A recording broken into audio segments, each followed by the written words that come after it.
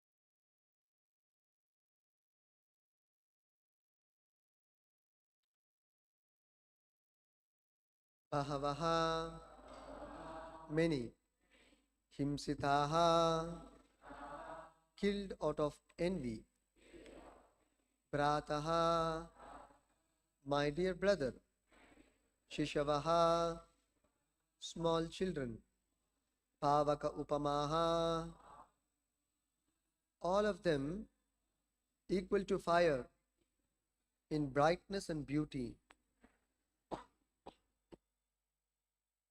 Tvaya, by you, daiva nisrishtena, as spoken by destiny. Putrika, daughter. Eka, one. Pradhiyatam, give me as your gift. Translation and purport by His Divine Grace, Srila Bhajacharana Arvinda Bhakti Vedanta Swami Srila Prabhupada Ki Jai. Translation. My dear brother, by the influence of destiny, you have already killed many babies, each of them as bright and beautiful as fire. But kindly spare this daughter, give her to me as your gift. Please repeat the translation. My dear brother, by the influence of destiny, You have already killed many babies, each of them as bright and beautiful as fire, but kindly spare this daughter. Give her to me as your gift. Purport.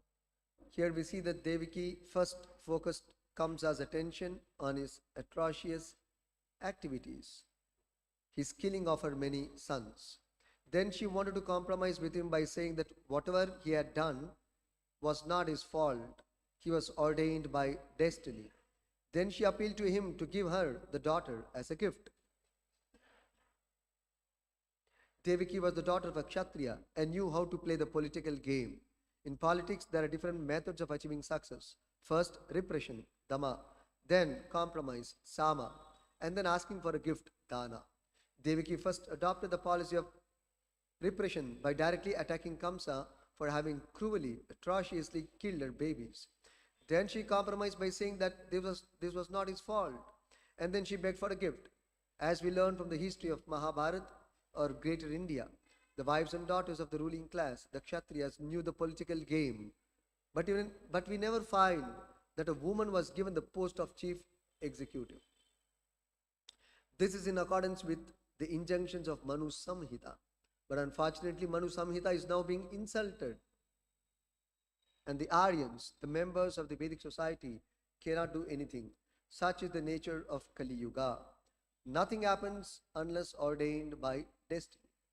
Tasyeva heto prayateta kovido na labhyate yad brahmatam uparyadaha tallabhyate dukkavad anyata sukam kale na sarvatra gabira ramhasa. Devaki knew very well that because the killing of her many children had been ordained by destiny, Kamsa was not to be blamed. There was no need to give good instructions to Kamsa. Upadesho hi murkhanam prakopaya na shantaye Chanakya Pandit. It is if a foolish person is given good instructions, he becomes more and more angry. Moreover, a cruel person is more dangerous than a snake. A snake and cruel person are both cruel, but a cruel person is more dangerous because although a snake can be charmed by mantras or subdued by herbs, a cruel person cannot be subdued by any means. Such was the nature of Kamsa. Thus ends the Bhaktivinoda purport and translation to Canto 1, Chapter 4, Text 5 of Srimad Bhagavatam. Om Ajnana Timirandasya Jnananjanashalakaya Chakshurunmilitam Jena Tasmai Shri Gurave Namaha. Namo Om Vishnu Padaya Krishna Preshtaya Bhutale Srimate Bhakti Vedanta Swami Niti Namine Namaste Saraswate Deve Gauravani Pracharine Nirvishesha Shunyavadi Paschati Deshatarine Jaya Shri Krishna Chaitanya Prabhu Nityananda Shri Advaita Gadadhara Shri Vasadi Gaura Bhakta Vrinda Hare Krishna Krishna Krishna Hare Hare Hare Rama Rama Rama Hare Hare.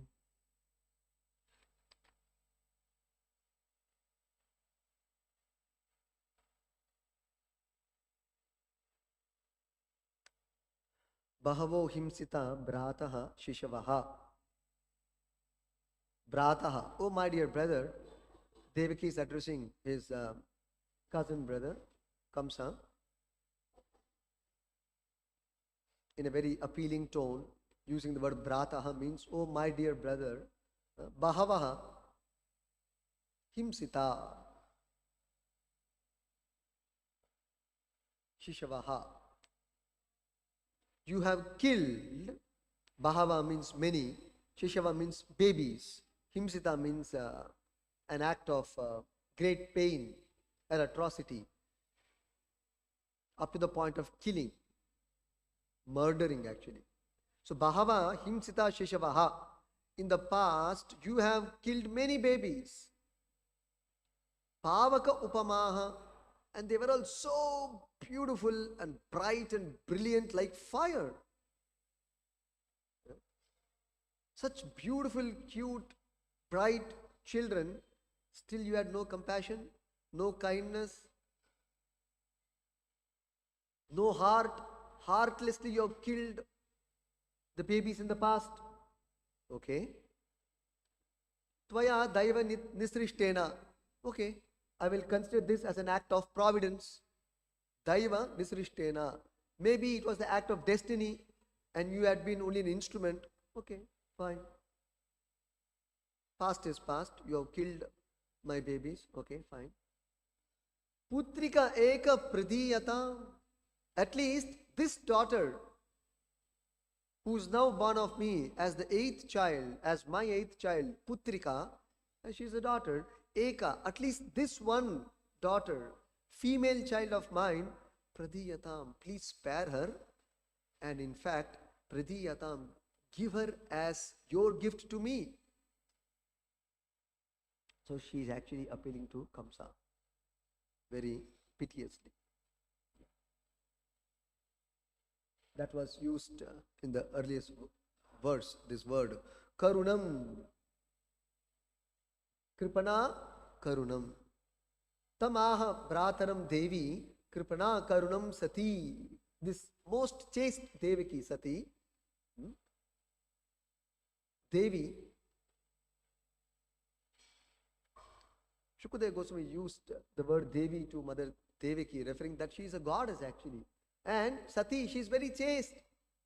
So she doesn't deserve this kind of hardship and pain from her own brother, not an enemy. But unfortunately, he has become inimical. Devaki, Devi Sati, Tam, Aha Brataram. She made an appeal to her brother Kamsa, Kripana Karunam, in a very helpless, piteous way. Because she is helpless, she is a woman. And further, she is being shackled. Vasudeva was shackled, she was shackled. And she is a woman. And Kamsa is very, very cruel demon. So how can a simple, pious, chaste woman face a demon, a Rakshasa, Asura? Therefore, she is only appealing to him. So she is saying, anyway, you killed my 6 sons. My 7th pregnancy was a miscarriage, understood as miscarriage. At least this 8th child of mine, please spare and give her as a gift to me. In fact, she said in the previous words, she will be your daughter-in-law. That means she is saying in future, if you give birth to a son, I'll give my daughter in marriage to your son. And let us build up our family bondage in that way nicely.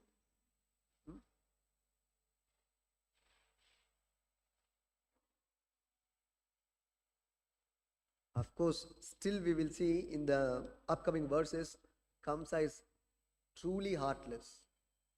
To the core, he is heartless. He proves time and again he is an Asura. He never spares this daughter also. He tries to kill this daughter also. That we'll see in the upcoming verses. Of course, nonetheless, this daughter of Devaki could not be killed because she was Yogamaya. So she could not be killed.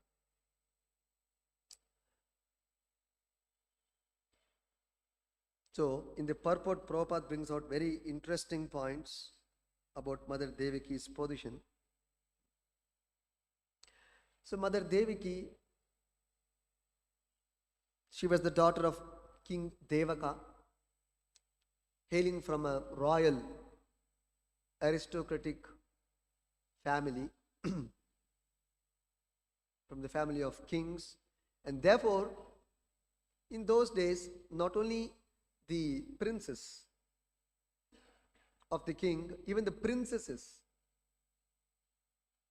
they also knew politics, because they always keep hearing about this political game, political strategies being used and discussed either in the darbar or even in their residential quarters. So therefore, even the not even the princesses, they also would learn a lot of politics and diplomacy. Naturally, they will learn. Just like your father is a lawyer, suppose. Something you will also know, although you may not undergo a course like that, still you will know a lot of things in law. Because your father every day keeps talking about it at home. Hmm? Very natural. Suppose your father is a doctor and you are his child. Naturally, by the virtue of being the daughter or the son of a doctor, you also know so many things about medicine. By the way, you will know so many things because father keeps discussing every day at home something. So like that, these girls in the palace, they would know politics just like that, not by studying. Just like that they will know. So Mother Devaki was the daughter of a Kshatriya and knew how to play the political game.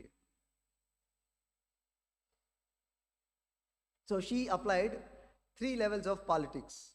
What was that? In politics, there are 3 levels how you can approach your opponent.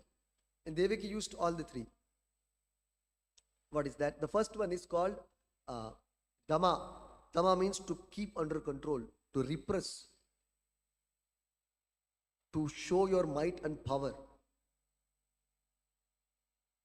That's called Dama.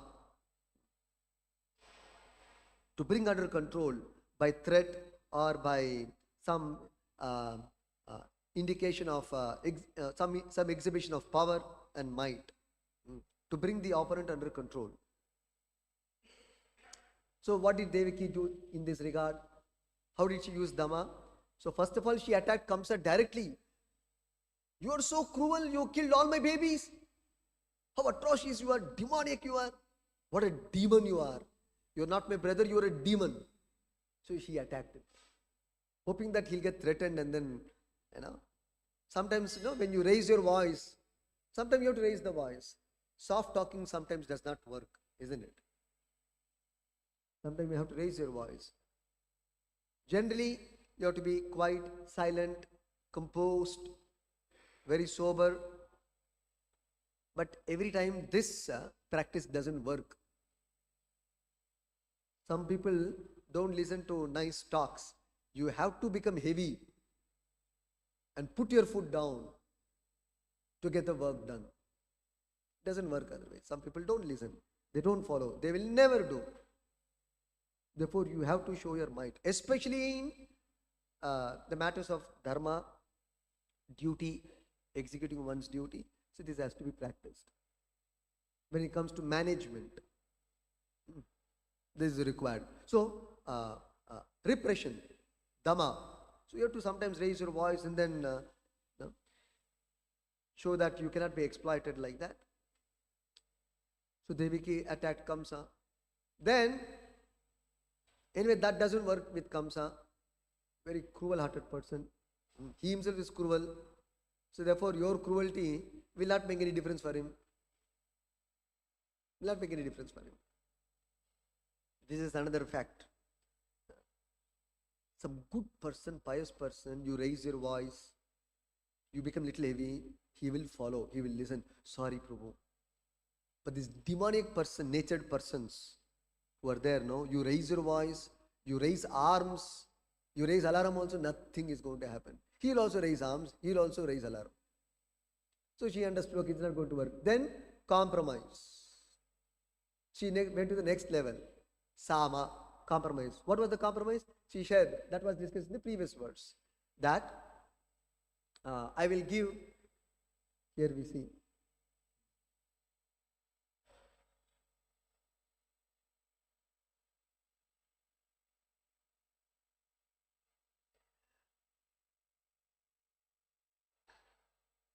Tvaya Daiva Nisrishtena. What was the compromise? She said, okay, it is not your fault, my dear brother. After all, it was destined. Killing of these babies was destined. So what can you do? You were only an instrument. Okay, fine. Hoping that, okay, I forgive you. At least Kamsa will reflect on his past sinful deeds of killing innocent babies who are no harm to him. So hoping that, okay, it was an act of divinity, fine, I forgive you. So hoping that future he will not commit that same mistake. Just like sometimes we also say, right? Somebody does a mistake. Okay, past is past. It happened. Maybe it was beyond your control. At least future, hope that you don't do anything wrong like this. Don't repeat it once again. It's okay. So that's compromise. So she is forgiving Kamsa, not taking action upon him, hoping that Kamsa will be pacified. No, still is bent upon killing the child, that too female child. And prophecy is, the male child of Mother Devaki will kill you, but he is a female child, but he has no such consideration. He doubts prophecy also. This is another nature of a demon or an asura. He does not believe the words of God. He has no faith in the words of God, in the instructions of God. He has no faith in the mercy of God. He thinks he is independent and he has to do everything. Everything depends on him and he is the enjoyer. There is nobody else who is the enjoyer. This is his mentality. There is no question of bowing down to God and God's words and all such things. So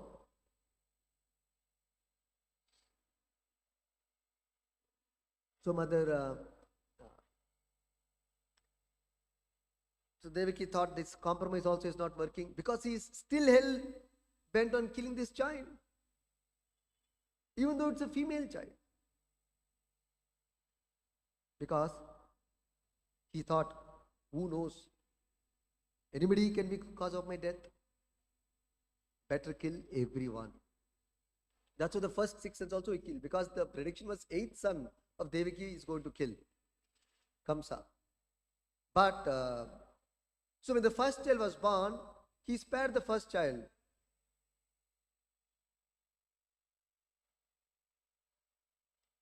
Vasudeva was very glad. But back of his mind he thought, we cannot believe this Kamsa. With these asuras, they change stands. They don't stick on to their word. There's another nature of an asura, one who does not stick on to his word. There's no value for his words. He doesn't respect his own word. Such a person is an asura, demon actually, demoniac person. People give word, I to ಹೇಳ್ದೆ ಏನಂತ ಏನಾಯ್ತಂತ. People talk like that, right? This is Kali Yuga. Earlier it was not like that. You give a word, you give life for your word. That is Sura, or a divine natured person. But Asura means he will go on speaking so many things and he will not care for any of those words or words of commitment. He doesn't care for his own word. So Kamsa is a typical example of an Asura. So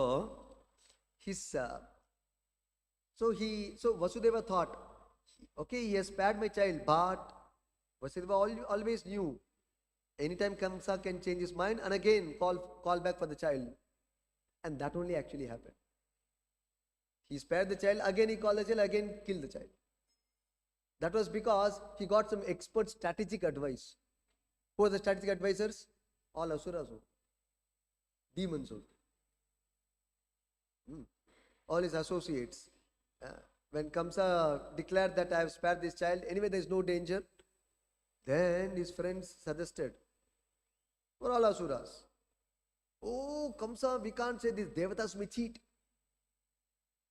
They may lie. Even the prophecy may lie. Don't believe. Who knows, the very first child is the cause of your death. Who knows? Better finish off everybody. So taking their advice than the advice of divinity, then taking the words of divinity seriously. See, this is another nature of an asura. He does not believe the words of devotees.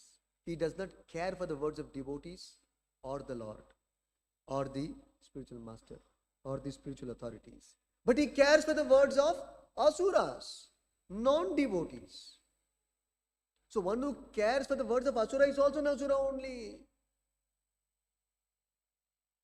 He doesn't care for the value of words of the devotees or the divine prophecy.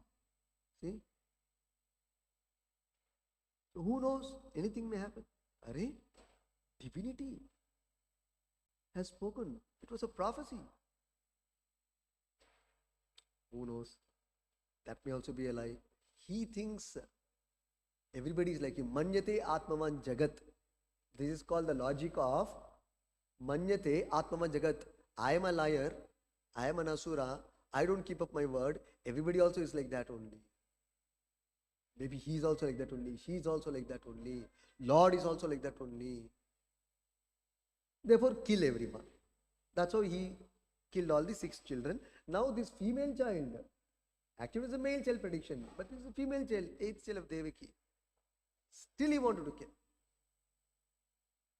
So therefore, Devaki tried to come for a compromise saying, okay, maybe it was an act of providence. Tvaya, Daiva Nisrishtena. Okay, your act of killing, you are only an instrument. Fine. What to do? Let's forget the past. Hoping that this daughter who is born now, she can convince him and get spared. Her daughter. That's not going to happen. So when she sensed that also, she introduced the third strategy in politics, which is called Dana. Please give this child as a gift to me.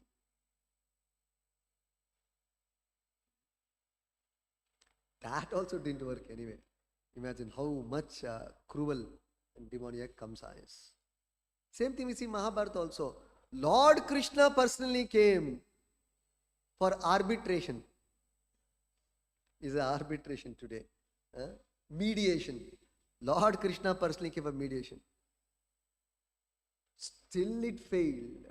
So it's not a question of failure or success here. It's a question of you can see the nature of demoniac persons. Otherwise they may be very good and people will get fooled. Prabhu is so nice. Actually, one place in the Bhagavatam first canto it is described about Duryodhana. As far as administration was concerned, he was doing all well. The purport Prabhupada explains. He was doing all well as far as administration is concerned. That does not mean he is an ideal king. He is a demon still. Because he is against Krishna or Krishna conscious principles. He doesn't care for God or God's people. God's plan for this world. God's plan for the people. Including Duryodhana himself. He doesn't care. Asura means he sees only his comfort, his enjoyment, his security, his happiness. Whether that is secure, that's all. That's all. He's an Asura. So even Krishna's mediation failed actually. And Krishna goes and reports to Yudhishthira. Imagine God, Krishna, is reporting to Yudhishthira. See the humility and the divine nature even in Krishna.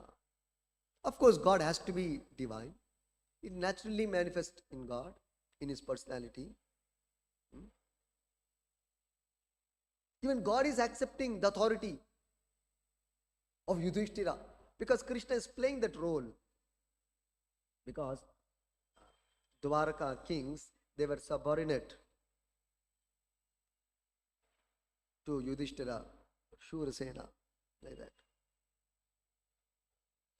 So Krishna was the king of Dwaraka, but Yudhishthira was the emperor of the world. Dwaraka was relatively a small city. It was a metropolitan city, no doubt, but Yudhishthira was ruling the whole world, whole earth planet. Therefore, Krishna accepted his subordination, you see, and listening to Yudhishthira Maharaj. And here, Duryodhana does not want to listen. Kamsa doesn't want to listen. Jai Krishna. Krishna also tried all these aspects with which Mother Devaki was doing. The Lord went for first went for talks, peace talks. On behalf of Yudhishthira, Krishna said, "My Lord, you please don't go. I will go on your behalf." Who's telling to whom? Yudhishthira is not telling. Krishna is telling to Yudhishthira, I will go on your behalf for peace talks. You should not go. Because you're the emperor. I am your subordinate. I will go and try. It is not fair that you come. So who's talking to see? This is dharma. Krishna is following that. Setting an example. Apane achari Prabhu jivere shikhai. The Lord is teaching by his own example. Whatever role he plays it perfectly. When he is God, he is God. He is subordinate to Yudhishthira Maharaj, he is subordinate to Yudhishthira Maharaj. He is a younger brother of Yudhishthira, younger brother of Yudhishthira. Of course, he is the senior most and supermost, no doubt. But the Lord is taking different roles to teach, ideally, how to conduct oneself. So he went and spoke to Duryodhana and party. First of all, he said, see, as per dharma, the kingdom belongs to Pandavas. Please spare. Duryodhana said, nothing doing. He said, okay, let's come for a compromise. 50-50. You take half the kingdom and leave half the kingdom to the Pandavas. Not possible. Then finally he said, okay, because they are Kshatriyas, because Pandavas happened to be Kshatriyas, because those days Varnashrama was very strictly followed. And as per the dharma of each Varna and Ashrama, they would strictly follow. They would not follow hybrid model or crisscross the dharma. As today it happens, it's called Varna Sankara. So total pandemonium, confusion and big, it's called super mess today in Kali Yuga. Nobody follows their particular dharma. Therefore, there is no blessings and mercy by and large. Everything is topsy-turvy. See, people are so unhappy and sad. Actually, it's very pitiable condition. People are very much harassed and suffering very badly. It's very saddening. But what to do? Because they're not following the dharma sincerely. Therefore, the reactions are coming back and heating back. It's very difficult to save the situation. But in those days, the dharma was very, very strictly followed. Brahmana, very strictly follow Brahminical dharma. Your Kshatriya, strictly follow the Kshatriya dharma. No looking on the other side. No imitating others' profession out of greed, out of lust. This Krishna describes in the second chapter of the Bhagavad Gita. Out of greed and lust, you should not imitate another's profession. Or out of overconfidence. Or thinking, I can do others' duty perfectly than my duty. No. Whatever is your dharma, your guna and karma, you have to go by that only. Not change your occupation or profession. So, because it is psychologically and physiologically, each dharma is designed and you have to go by that. So anyway, so Krishna said that the Pandavas are Kshatriyas. Therefore, their profession is to rule. So at least give them 5 villages for 5 Pandavas. That also he didn't agree. Okay, give 1 village. Not possible. Finally he said, Shuchi Agra, I will not give land wherein you can pierce even a needle.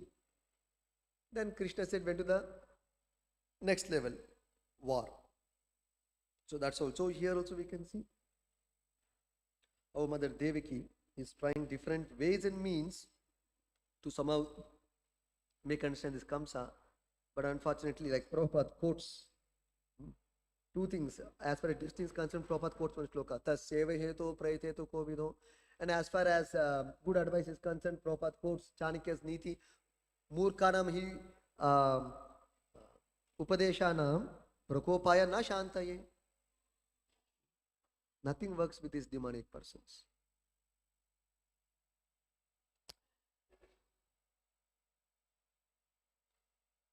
Now,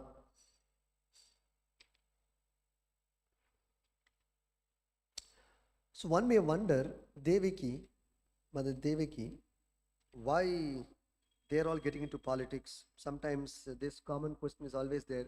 Why Swamijis or devotees should get into politics? Why Mother Devaki is into politics? Rukmini also was into politics. Bhishma was into politics. Hanuman was into politics. Who is not in politics? Parikshit was in politics. Yudhishthira is in politics. Maybe Sudama is not in politics. So there are examples of both. as needed in the seva of the Lord, the devotee takes up. He doesn't uh, uh, run away from accepting anything which is favorable for fulfilling the mission of Krishna, for satisfying Krishna, for fulfilling the plan of Krishna, executing the plan of Krishna.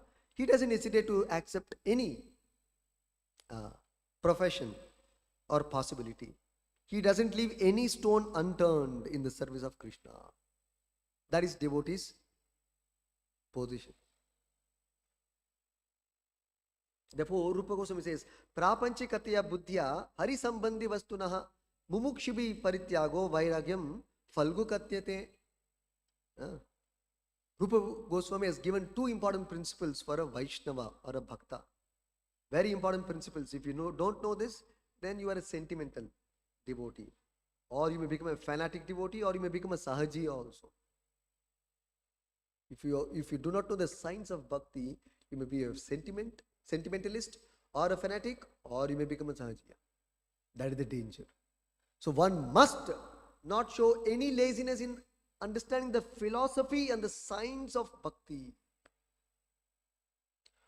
One must not show any laziness in understanding the science of Bhakti, science of devotion to Krishna. This is what Chaitanya Mahaprabhu says in his teachings in Chaitanya Charitamrita.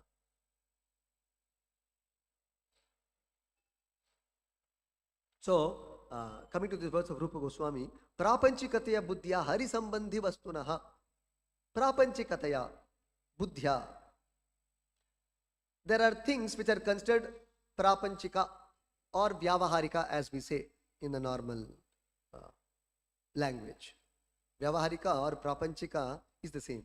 That means something which is material, of a material nature, materialistic. We're always taught, don't get into Gramya Katha, materialistic talks, politics, newspaper. Don't get into all those things. That's our general advice for the devotee community who are serious in Krishna consciousness.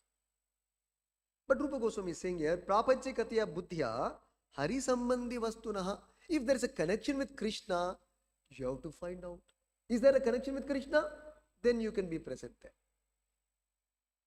Is there a possibility of any Krishna consciousness? Then you may indulge. Use the word indulge in those so-called materialistic discussions and transactions and dealings. Although it is unfavorable for Krishna consciousness. But if you see some connection with Krishna or possibility of linking to Krishna, or you can fulfill the mission of Krishna through that materialistic deal, through that materialistic person, you should not hesitate to associate with him, to make friendship with him. Only for the matter of Krishna consciousness. Yavad Artha Prayojanam. Srila Bhaktivinoda Thakur and Srimad Narad Muni has advised us. Whatever is required for the service of Krishna, that much we involve. And Prabhupada therefore gave the principle in the contemporary terms, catch the fish without getting wet. Catch the fish without getting wet. So we have to get our work done. But in the course, you don't lose your Krishna consciousness. That's all. That is an art. Of course, most people cannot do that. Most devotees cannot do that. Therefore, they are advised, just do bhajana. Only Hare Krishna. It is safe for you. Only chant Rama's name. Only do Vishnu Aradhana. Take Bhagavad Prasada. Day and night just do Bhagavad Katha, Bhagavad Stavana, Hari Katha, Vishnu Sahasranama. That much only for you. This is general advice for mass of devotees. Yes, because it is not easy to catch the fish without getting wet. It requires expert guidance from the Acharya. Or you have to be really expert in involving yourself in materialistic affairs and dealings without becoming materialistic.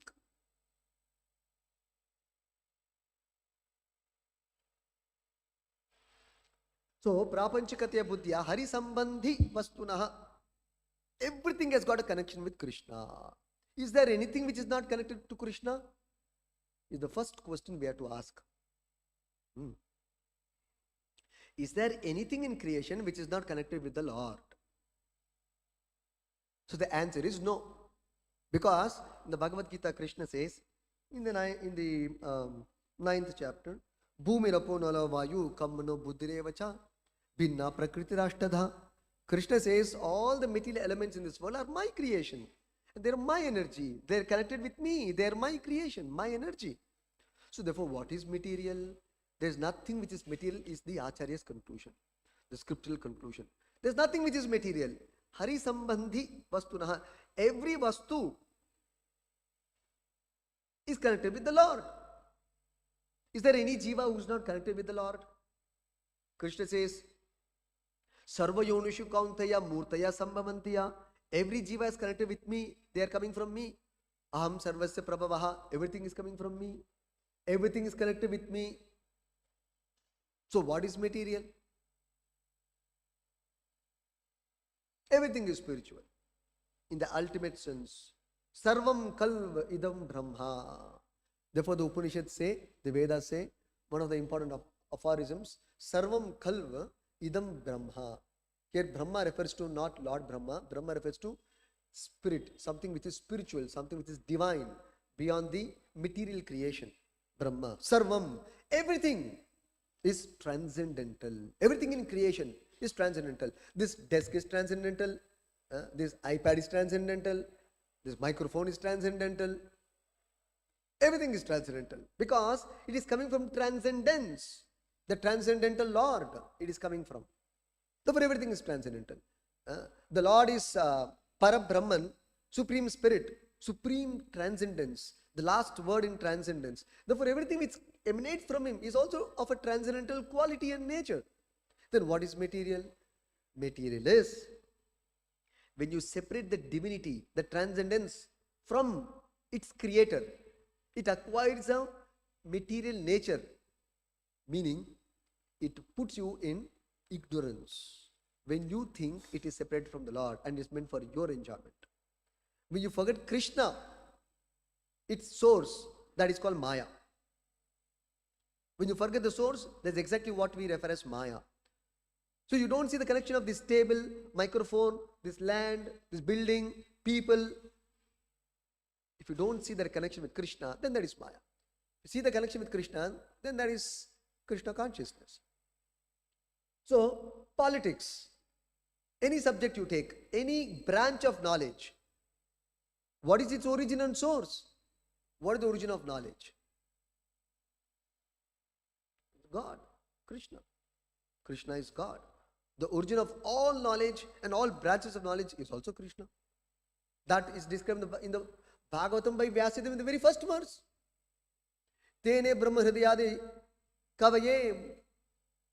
So Krishna is saying, Vyasadeva quotes, that Krishna instructed this science of Vedic knowledge to Lord Brahma in the beginning of creation through the medium of Brahma's heart.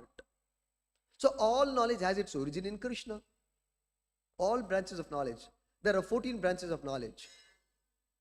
That is described in Nectar of Devotion, Rupa Goswami. And all those 14 branches of knowledge is emanating from Krishna.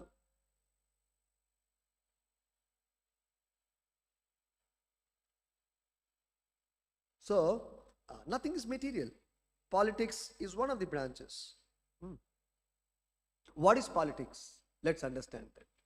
What is politics by definition? So, politics means governance. Politics means administration.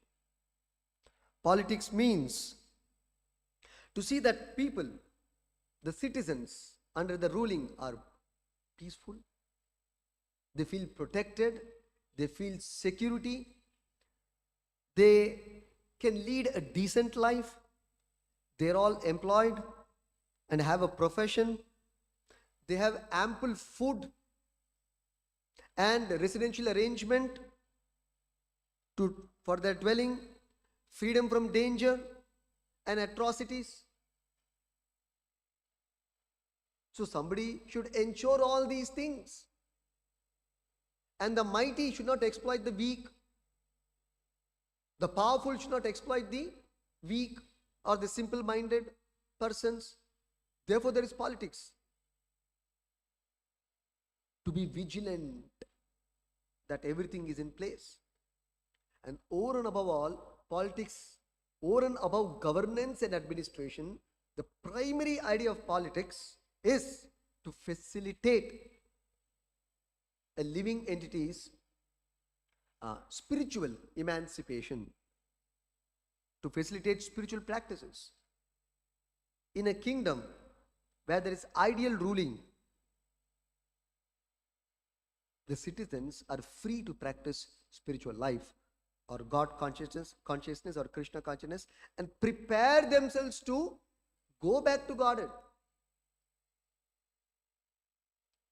And end the cycle of birth and death. That is the primary purpose of an administrator or a monarch.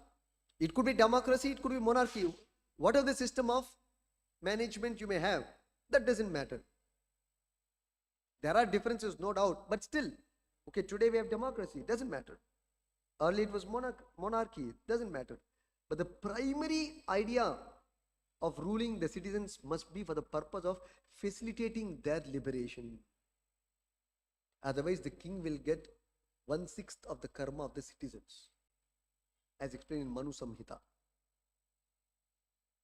If he does not do his duty, he will share 1/6 of the citizens' karma.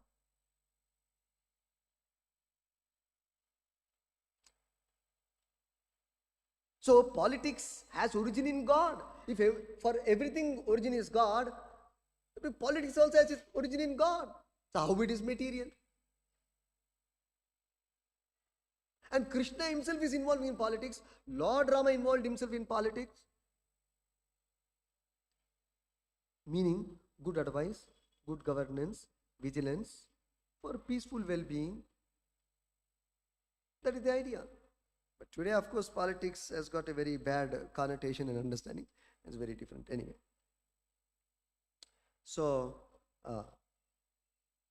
when I said that Lord Rama and Krishna, Hanumanji in politics, I meant to say that for the sake of upholding dharma, sometimes you have to become heavy. As we see, Mother Devaki used the Dhamma principle, repression. Hanumanji burnt the whole Lanka. The issue was with one person, Ravana. But Hanumanji, why did he burn the Lanka? Because everybody is party to that. Birds of the same feather flock together. So the friends of Ravana, associates of Ravana also must be similar to Ravana. Therefore, he wanted to burn all of them. In one place in the first chapter of the Bhagavad Gita, Prabhupada says, Lord Ramachandra was very ideal monarch, but he was not a coward. He was not a coward. When his wife, goddess Sita, was kidnapped by Ravan, a Rakshasa, a man-eater, literally. Rakshasa actually means literally a man-eater, a cannibal. Cannibal. So Ravana was a cannibal.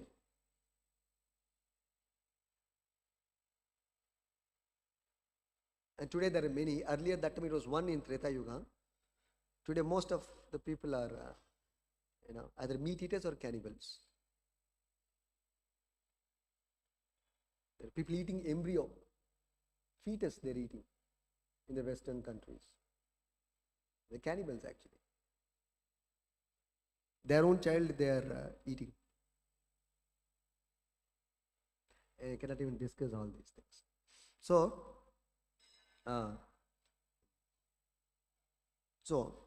Lord Ramachandra, when he saw that his wife is being kidnapped by an aggressor, he's called an aggressor who kidnaps one's wife. So Lord Ramachandra did not remain saintly. He is saintly, no doubt, but was not a coward. This is an important point Prabhupada makes. One may be saintly, but not be a coward. So Lord Rama was very saintly, but he was not a coward. Okay, fine. Pray to the Lord for protection. Lord, please settle the situation. No. He went on a war footing. Personally, he marched. He walked with his lotus feet, very lotus feet, which is worshipable, and came to the shore of the Indian Ocean and demanded. Even went to Lanka, across the ocean, and went to Lanka and demanded. But his demands will never be heard. Ravana will never heed to the demands of Rama, just like Kamsa will never heed to the demands and the appeal of Devaki. You can see all these persons, same character. Match the following you can do perfectly. Same character, Ravana, Kamsa. Then Rama showed sufficient lessons unparalleled in the history. Unparalleled in the history. It's called capital punishment. Sometimes people get shocked. Why is this capital punishment? This much. Okay, Ravana was an aggressor. Kill him, finished. But Lord Rama, why should he destroy the entire community? Because that's called capital punishment. You should set an example. That tomorrow nobody should even think, even in dream, to do such kind of atrocity. Sometimes this kind of action is needed. Not every time, but for some people it is needed. Otherwise it will not go into the head. You have to become very aggressive. So, the Lord has become aggressive. Even Krishna also, you see how much aggressive he has become.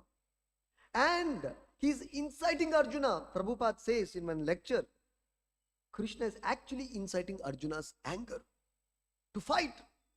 Because as a devotee, we are always told to be very merciful, very kind. That is true. We should always practice that. But for some people, this will not work. Demons, it will not work. Asuric people, it will not work. People with no principles, it will not work. So you have to use politics and get the work done in the seva of the Lord. So Krishna incited Arjuna to fight. Arjuna, out of magnanimous grounds, out of grounds of kindness, compassion, he wanted to forgive. It's okay. Just like Mother Devaki, compromise. What is that? Tvaya daiva nisrishtena. Okay. Act of divinity, my brother. I forgive you. I don't take any offense. It's okay. But that doesn't work with these people. It doesn't work with these people who are demoniac. Prabhupada says in the lecture, interestingly, see, Arjuna has to shoot arrows and kill. Imagine, he can do it in a cool way. Just like you do Sankirtan in a very joyful way, right? In a very composed, very relaxed, very peaceful. Sankirtana, when you perform, it's very peaceful, very joyful, very composed. But if you have to kill somebody on the battlefield, you cannot be in that mode. You have to change your mode. You have to change your mode. Unless you're angry, why will you go to the point of killing somebody? Isn't it? You may shout, you may control, you may do some adjustment, all these things. But why will you kill unless it has gone to the peak of atrocity? Isn't it? So Arjuna had to kill. So Krishna had to invoke his anger for protecting dharma. That Prabhupada says here actually.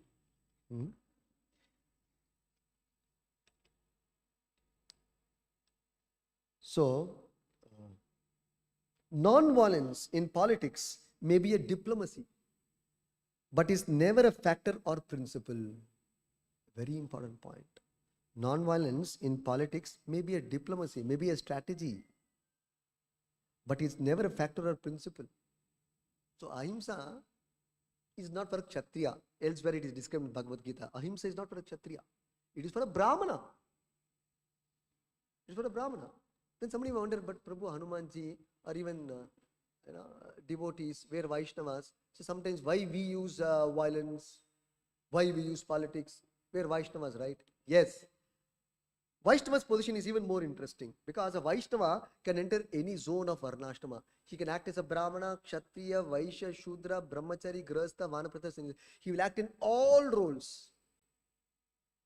He's got a free zone to enter any of the Varnanashrama to fulfill the mission of Vishnu or Krishna in this world. That's a prerogative and the rights of a Vaishnava.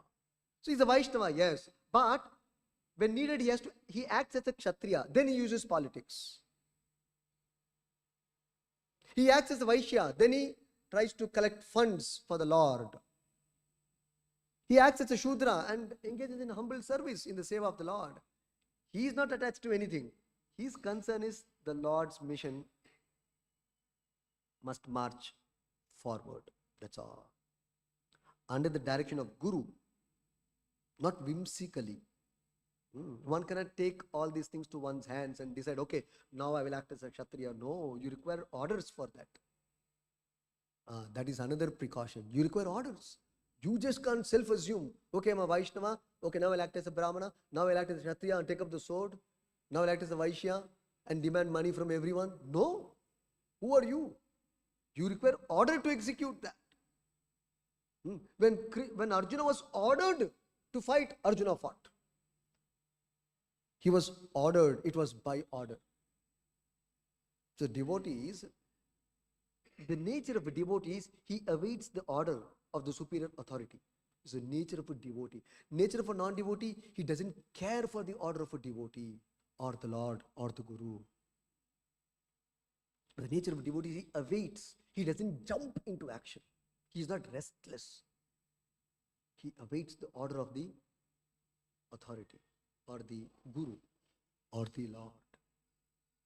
That is a Vaishnava. So whimsically we cannot apply these principles and then think that everything is Krishna consciousness for Krishna consciousness. No. So therefore Prabhupada says nicely, between Mahabharata and Bhagavatam, an interesting point Prabhupada makes. Between Mahabharata and Bhagavatam, what is the difference? He says, Srimad Bhagavatam is most glorious because there is complete glorification of Krishna. Whereas in Mahabharata, there are so many subjects, politics, sociology, fight, this and that. In the middle, little glories of Krishna in the form of Bhagavad Gita. That's all. But Bhagavatam through and through is simply glorifying Krishna. Of course, Gita in totality is total glorification of Krishna, no doubt. But Gita is only a small portion of the entire Mahabharata, range of Mahabharata. Therefore, Bhagavatam is very important. And Bhagavad Gita is important more than Mahabharata. This is what Narada Muni advised Vyasa in his instructions to Vyasa in the Bhagavatam first canto in the 5th chapter. You can read that. Texts 7, 8, 9, 10 you can read. Or more specifically 8, 9, 10. First canto, 5th chapter, 8, 9, 10. One verse you see, I will read. Text 8. Shri Narada Uvacha Bhavatanudita prayam yasho bhagavato malam yenaiva sauna tushyeta manye tad darshanam kilam. Shri Narada said, he is telling Vyasadeva, Narada's words, you have not actually broadcast the sublime and spotless glories of the personality of Godhead Krishna.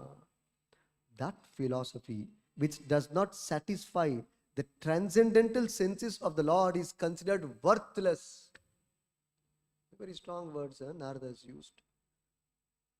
You see? That philosophy which does not satisfy the transcendental senses of the Lord considered worthless. Therefore, in 2 verses after that, he makes a very interesting and important verse. Nayad vachas chitra padam harer yasho jagat pavitram pragrinita karhichit tadvayasam tirtam ushanti manasa. So, Narada Muni is saying, that literature, that poetry, that philosophy, that prose, that song, that composition, which does not glorify Krishna, is simply a place of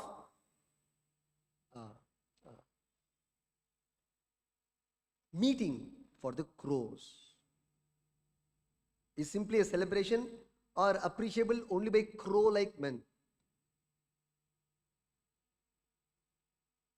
Nayad vayasam tirtam ushanti manasaha. the crow-like men will take pleasure in that literature which does not glorify Krishna, which is not connected with Krishna. Otherwise, politics, war, sociology, geology, geography, history, if it is connected with Krishna, the devotee is interested. So that is the understanding. So therefore we see in these Puranas, so much of politics is there, killing is there, so much of,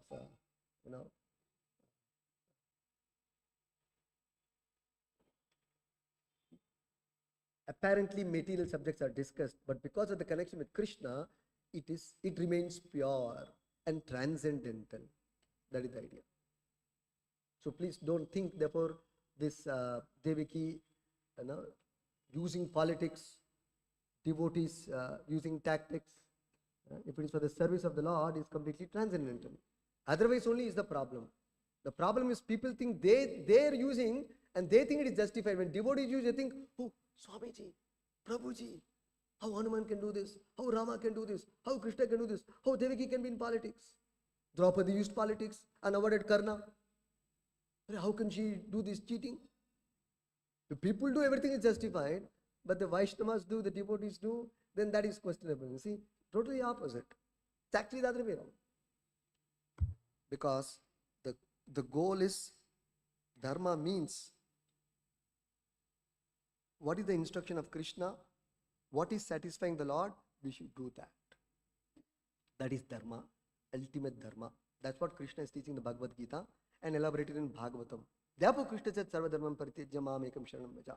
When he said, abandon all varieties of religion, it means, it does not mean that you quit religion. It means the highest principle of religion is surrender to God and God's words and execute God's words at any cost, Krishna's words at any cost. This is ultimate dharma. Rest is detail.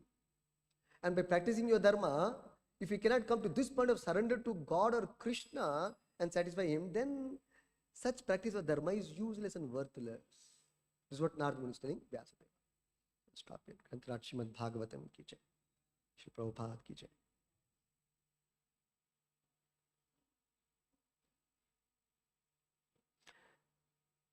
I have a few announcements.